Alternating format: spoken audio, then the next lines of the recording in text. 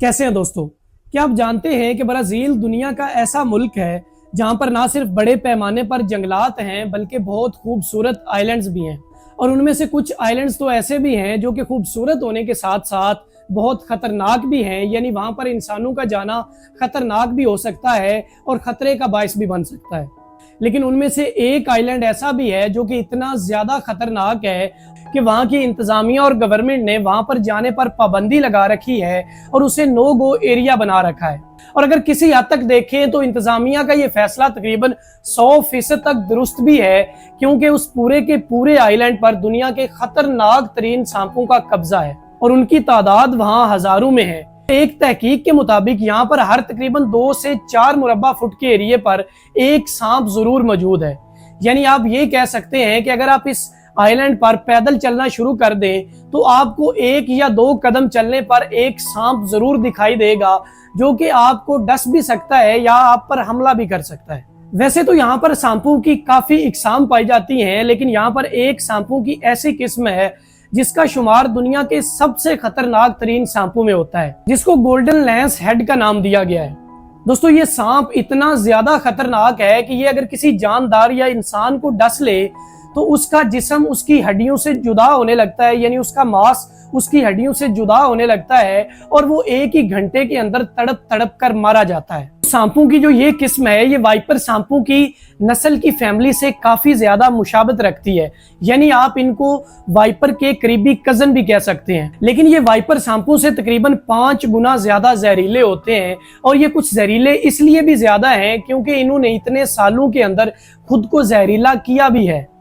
अब सवाल ये पैदा होता है कि कोई सांप अपने आप को जहरीला कैसे कर सकता है और इन्होंने अपने आप को जहरीला क्यों किया है और कैसे किया है। और एक सवाल ये भी पैदा होता है कि ये इतने सारे सांप आखिरकार इस छोटे से आइलैंड पर कैसे काबिज हो गए। दोस्तों वीडियो में आगे बढ़ने से पहले आप लोगों से गुजारिश है कि अगर आप इस तरह की मिस्टीरियस और इन्फॉर्मेटिव वीडियोस देखने के आदी हैं तो बराए मेहरबानी मेरे चैनल को सब्सक्राइब कर लें और साथ दिए गए बेल आइकन को भी प्रेस कर दें ताकि मेरी लेटेस्ट वीडियोस आप लोगों तक बआसानी पहुंचती रहे। ये सांप इस आइलैंड पर आज से तकरीबन 10,000 सालों से भी ज्यादा अरसे से रह रहे हैं,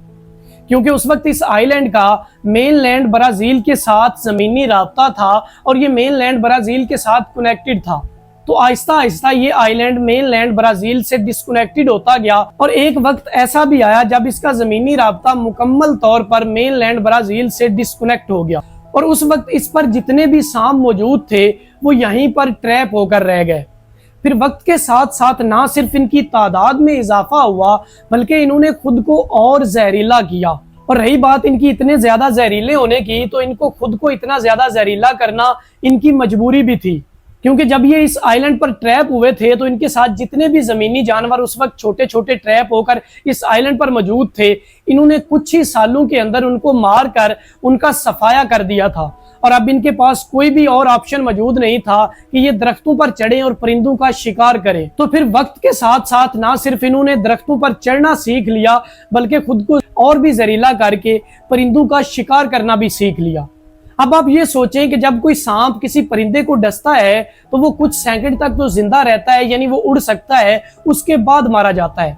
दोस्तों आपको बताते चलें, चूंकि एक सांप के खुद के कंट्रोल में होता है कि वो खुद को कितना जहरीला करना चाहता है और वो जिस चीज को डस रहा है वो कितना अपना जहर उस चीज के अंदर डालना चाहता है। तो इन्होंने भी इसी तरह ही अपने आप को और ज्यादा जहरीला किया और जब ये किसी परिंदे को डसते हैं तो जरूरत से ज्यादा जहर उसके अंदर छोड़ते हैं और वो एक भी सेकंड जाया किए बगैर वहीं पर मारा जाता है और ये उसे खाकर अपना पेट भर लेते हैं।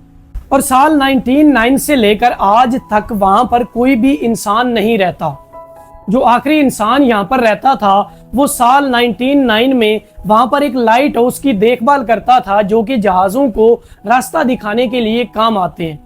ये आदमी अपनी पूरी फैमिली और बीवी बच्चों के साथ यहाँ पर रहता था, तो इसने अपने पूरे हिफाजती इकदामात भी कर रखे थे। लेकिन एक रात जब ये पूरी की पूरी फैमिली सोई हुई थी तो इनकी खिड़की से गुजरकर कुछ सांपों ने इसकी पूरी फैमिली और इसे डस लिया था, जिसके बाद ये लोग कुछ ही मिनटों के अंदर मारे गए थे। फिर इस वाक़े के बाद ब्राजीलियन गवर्नमेंट ने यहाँ पर इंसानों के जाने पर पाबंदी लगा दी और इसको नो गो एरिया में शामिल कर दिया। अब साल में तकरीबन 4 से 5 दफा ब्राजीलियन नेवी के एहलकार यहाँ पर जाते हैं जो कि लाइट हाउस की मुरम्मत और देखभाल करके वापस आ जाते हैं। इस आइलैंड के बारे में वहां पर मकामी लोगों के अंदर काफी नजरियात और मिथ्स पाई जाती हैं। वहां पर मकामी लोगों का मानना यह है कि यहाँ पर ये जो सांप इतनी तादाद में मौजूद हैं, इनको समुद्री पायरेट्स ने यहाँ पर लाकर छोड़ा था, क्योंकि उन्होंने अपना खजाना यहाँ छुपाया हुआ था और वो ये नहीं चाहते थे कि उनका खजाना कोई चोरी करके ले जाए, तो उन्होंने इतने ज्यादा खतरनाक सांप यहाँ पर लाकर छोड़ दिए थे। तो इन नजरियात की और इन मिथ्स की एक झलक